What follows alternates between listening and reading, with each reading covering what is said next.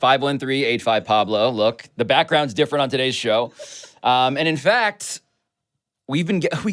how many have we gotten so far, Cortez? Dude, I've sifted through so many, like all of the hundreds of voicemails, which thank you to everybody. Yes, we sincerely, greatly appreciate the care and passion. Hundreds, though, to answer your question, just so many of them. And it's been a lot. So I appreciate it. I think we're up to like 300, almost and 300. Counting. And counting. Please keep calling. 513-85-Pablo. Yes. But I just want to explain how this is working, right, for us as a show. Like, the way it's working is we have access to all of these voicemails, and in the early setup to just, like, figuring out how are we going to actually pick which ones to answer and investigate, our staff noticed that the second voicemail ever left was this one. Hey, Pablo, first time, long time. Just wanted to know if you had any thoughts on the Miami Heat and Jimmy Butler and Damian Lillard. Just curious. Thank you. This is not a joke. This was actually what you did. Me? Ryan Cortez. This is sad. Legitimately sad. You left this in the time it took for this episode to be produced. Your world as Miami Heat Minister of Propaganda fell completely apart. That person that left that voicemail was a different person than the person you're speaking to. Adrian Wojnarowski is the man behind the news. Damian Lillard from Portland to Milwaukee. Breaking news on this NFL Sunday in the NBA. The Celtics have acquired Drew Holiday in a trade with the Trailblazers. And in fact, we left word with a different person. Who? Well, go on. We should play the voicemail that they left in response to the voicemail that I just played, which I shared with them. Let me hear it. Hey, Pablo, it's Mike Shore. I've been listening to the Levitard folks talk about Dame Lillard and the Heat and Pat Riley and the NBA and a bunch of conspiracy theories. And I'm wondering if you could find something out for me. You know how there's like that cat bacteria that affects the human brain? I think it's called toxoplasmosis or something. It's like a bacterial infection caused by cats, and it gets into people's brains and causes them to have like extreme and very bizarre reactions to things. Can you find out for me whether there isn't a similar situation going on in the city of Miami or the Miami-Dade County area related to the Miami Heat? In other words, is there something leaking out of the Heat organization that causes its fans to behave in a way that a person might behave if infected with a bacteria from a cat? That's what I'd like you to find out for me, and I can't wait to hear the episode. I hate him. Response? First of all, I'm very pro-writers in the strike, but I will say seeing Mike Schur on the sideline made me like just pause for a second. It made you root for... Well, no, I'm still pro-writer, but I'm just saying, just seeing his face upset me so much that I just took a pause and said, am I sure that I'm on the right side of this? My response to Mike Schur, go to hell. He needs an editor. That's a long voicemail, way too long. The editor's strike clearly is ongoing, is what you're telling him. It's not unlike his shows. Like, it's not as funny as he thinks it is and is long-winded and has some fat on it. That said, though, how are you feeling? Because you're not wearing your usual Miami Heat propaganda all over your body, I've noticed. The thing that I feel hardest, that is the most unlike the Heat propaganda stuff, is that Jimmy Butler's done far more for Pat Riley than Pat Riley's done for Jimmy Butler. That's what it is. And when the best thing you've given him is like undrafted players that Spo's developed, that's not good enough. Like, you need to go figure out a way to get Bradley Beal and eat the money, or give up an extra piece and go get it. In the Lillard case, it seems like it wasn't Riley's fault. It seems like Joe Cronin was an asshole, or had the behavior of an asshole. The guy running the Blazers. The GM of the Blazers, Joe Cronin. But I don't think that was Riley's fault, but Riley's not absolved in general from the Jimmy Butler era not doing enough for him. So you have landed, just to be very clear about this, you've landed atop the therapy couch of being disappointed in Pat Riley for failing Jimmy Butler specifically. Like, the whole magic of Pat Riley, guy who would turn a pillowcase full of rings upside down on a table and get whoever he wanted in the NBA. You're saying You're saying Jimmy Butler should demand a trade, is what I'm hearing from you. Go to hell. Jimmy Butler deserves better. But it's not as simple as that, right? It's not just Pat Riley's washed. It's a larger thing that's going to piss off David Sampson. Like, Mickey Arison is to blame here for being cheap. This is a play thing. I don't care that David Sampson would tell you it's a business. Go spend the money, go eat it, and get me Bradley Beal. You could have had him for cheap. You could have kept Tyler Hero and had Bradley Beal. That's a title contender right there. Like, that's a team that anybody's afraid of.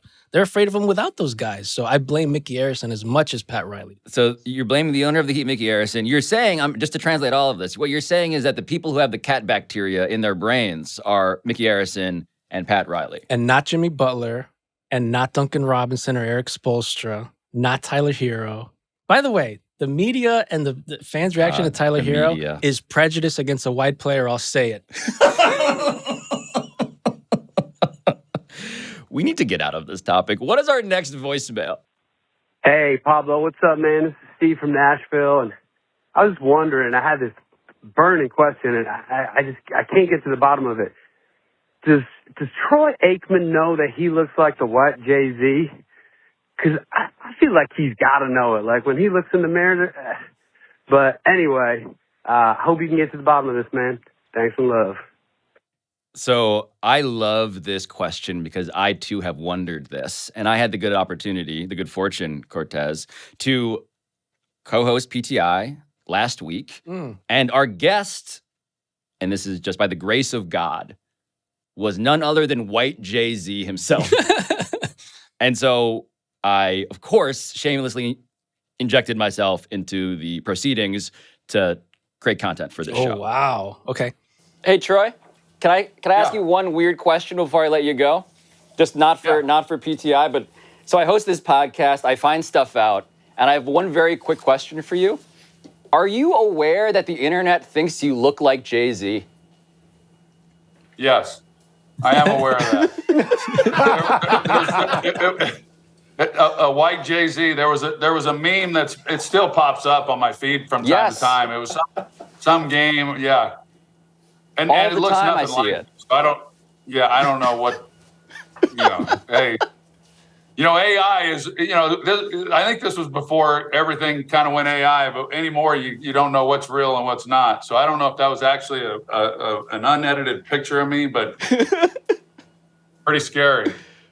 What Troy Aikman said at the end there, that maybe this photo was edited. I mean, look at the photo. We're going to put it on screen here. Cortez, that's just white Jay-Z. It's really incredible. I do want to point out that you were getting paid to do PTI and you were doing this show instead. You realize that, right? You were on the clock for them. Instead is totally inaccurate as the word you just used there. I was doing this show in addition. Okay. Yeah. Okay. White Jay-Z, by the way. It's incredible. It's just objectively true. That he is thinks something, it's edited. Oh, yeah. No, I mean, he doesn't know what's going on, but that's something the internet's cared about for many years. Because Troy Aikman looks like white Jay-Z. Yes. What's the next call? Hey, Pablo. It's Luke from Miami. I was curious. Do you know if LeBron James uses Gmail? All right. Let us know. Thank you. It's a great question. Right? No, not your question is a great question. This question is a great question because what do these people that we regard as our idols, the people atop Mount Olympus in sports, what do they actually do for the quotidian tasks of their life? Do they use Gmail? Is a great question. And in fact, I know the answer to this question. Do you really? I have done a lot of reporting on this question. I bring you not just the question of does LeBron James use Gmail, but the question of what does the Banana Boat as a unit use for their designated email provider? Okay. So LeBron James, I have exclusively learned, Hotmail does not use Gmail. Okay. Wow. I'm going to give you the 4 domains, actually, Cortez, that the Banana Boat uses. Okay. In no particular specified, identified way. One of them uses Yahoo. One of them uses Gmail. One of them uses me.com. That's LeBron. One of them has his own domain. Wow. Who do you think uses Yahoo? Oh. Chris Paul Carmelo Anthony, Dwayne Wade, LeBron James are the four candidates. Easily, Chris Paul's the one on Yahoo. He's the oldest. That's a no-brainer. The one that's tripping me up is the me and the own domain, because those are of the same variety. Me first, which I associate LeBron. Dwayne's got to be. You know what? I'm going to say Dwayne's got his own domain. LeBron's me.com. Chris Paul uses Yahoo. I nailed that. Carmelo Anthony obviously uses me.com. Okay, fair enough. Dwayne Wade uses Gmail. LeBron James has his own domain. Wow. Yeah. Who are your sources? Next voicemail. Bro, what kind of journalist are you? This is why Ezra was giving you episode. All you got to know is that it's true. It's anonymously verified and true. Dan Lebitard, get rid of your AOL. Pablo, hey, Micah from Cincinnati. Great area code, by the way, repping the 513. I was listening to Katie Nolan's show the other day, and as a longtime Yankee hater, I wasn't surprised that she dug up information that A-Rod, that prima donna, that narcissistic J-Lo hating jerk, has a picture of himself as a centaur in his living room. Please tell me that's true. I just have been dying over here. Thanks. So we did a share and tell with Katie Nolan. Me and Dan did this. And we talked about A-Rod in depth. And we talked about how we all want the centaur painting rumor to be true so badly that it is basically just real to us. So bad.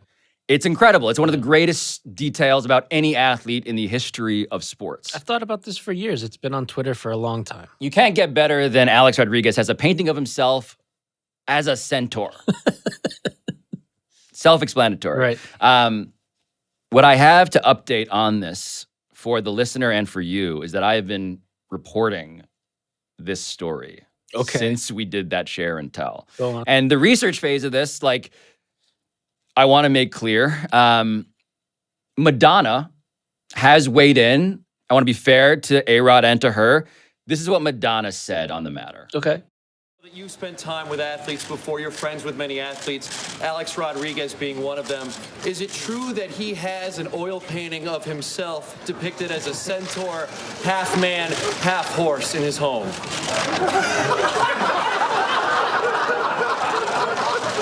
Wow. If he does, I haven't seen it. Not a denial. Right. Not a denial. She got bailed out by all the laughter. She knew she didn't have to give a real answer there. I agree. A-Rod, incidentally, gave a quote. He was at Art Basel a decade ago in Miami. And this is what he said about this, on the record. Quote, "No, I do not have a painting of my upper body on a minotaur.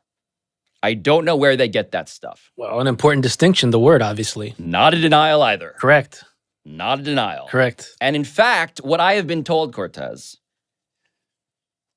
I have new reporting from someone who would know. Like a good source. Good source? Oh, okay. That the centaur painting is actually real. Yo! It's actually real. Yo! That's what I've been reliably informed. I'm still reporting this story. I need A-Rod to comment.